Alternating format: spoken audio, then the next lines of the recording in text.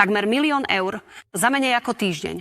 Toľko vyzbierali na generátory a nabíjacie stanice pre Ukrajinu slovenskí priatelia. Hovoria, že pôvodne rátali s polovičnou sumou, no dostali dary od desiatok tisíc ľudí cez fundraisingové platformy. A čo je najdôležitejšie, ľudia v tom stále pokračujú, lebo chápu, v akých podmienkach sa teraz ocitli milióny Ukrajincov. Prvá energetická pomoc. Dobrovoľníci ju osobne priviezli na Ukrajinu a s nimi sa rozprával aj náš korešpondent TSN Alexander Romaňuk. Teplo pre Ukrajinu. Auto s týmto nápisom prekračuje slovensko-ukrajinskú hranicu, aby čoskoro vyrazilo do Černihivskej oblasti. Riaditeľ humanitárnej organizácie Adra Slovensko Stano Bielik je každú minútu na príjme a koordinuje všetko tak, aby kamión čo najskôr dorazil do cieľa. Vo vnútri kamióna je, ako hovorí, energetická pomoc pre Ukrajincov od slovenských priateľov, generátory a nabíjacie stanice. 23. januára ukrajinské veľvyslanectvo v Bratislave požiadalo miestne verejné a mimovládne organizácie o pomoc regiónom, ktoré Rusko nechalo bez elektriny a tepla. Adra spolu s partnermi okamžite zareagovali a otvorili verejnú zbierku na fundraisingovej platforme. Dúfali, že vyzbierajú 500 000, ale za týždeň ľudia darovali vyše 930 000 eur. A toto je pre mňa ako zázrak. Sme blízko k 1 000 000 a ľudia na Slovensku zbierku veľmi podporujú. Nie sú to príspevky veľkých firiem, sú to proste ľudia, ktorí dávajú po 5 eur, 20 eur, tisíce ľudí. Rozhodli sme sa, že budeme nakupovať a prepravovať generátory na Ukrajinu. Najväčšou výzvou bol podľa pána Stanislava čas a logistika, pretože keď je vonku -20, každá hodina má svoju cenu.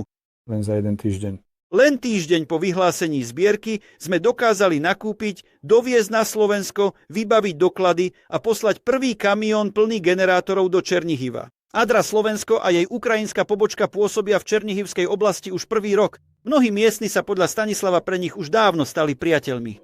Včera sme do nemocníc prepravovali nabíjacie stanice. Stretli sme sa s lekármi, boli veľmi šťastní, pretože keď operujú a v tom čase dôjde k výpadku, nemôžu pokračovať. Takže tieto stanice sú pre nich veľmi dôležité. Lekári sa o pacientov veľmi boja.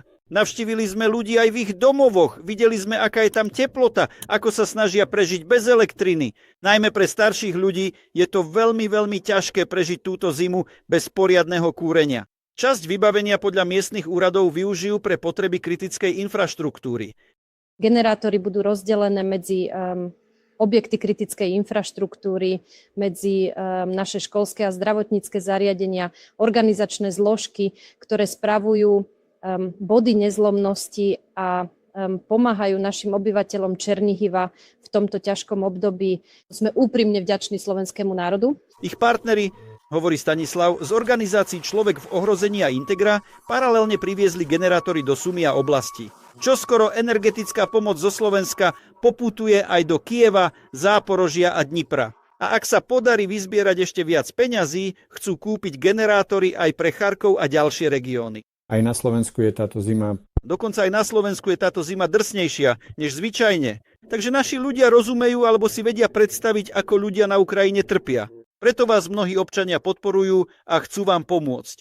Pre ľudí to nie je politická otázka, je to o vnímavosti k potrebám iných. Aj pre nás samotných je veľmi dôležité osobne priniesť túto pomoc a pomôcť s inštaláciou. Chcel by som sa tiež poďakovať našim priateľom. Všetky tieto fondy a organizácie spojili sily a urobili sme dôležitú vec. Avšak na takejto podpore, hovorí Stanislav, majú zásluhu aj samotní Ukrajinci, ktorí ani v najhorších situáciách neskladajú zbrane. A to inšpiruje ostatných k pomoci. Ste naozaj statoční. Sme vďační, že Ste naozaj výnimoční ľudia. Keď vidím, ako si navzájom pomáhate, bojujete o svoje životy a nezabúdate na ostatných. A mali by ste tiež vedieť, že na Slovensku a v iných európskych krajinách na vás ľudia myslia a chceme vás podporiť. Budeme sa vám snažiť pomôcť prejsť týmito skúškami a pomôcť vám, keď vojna skončí, vrátiť váš život do normálu.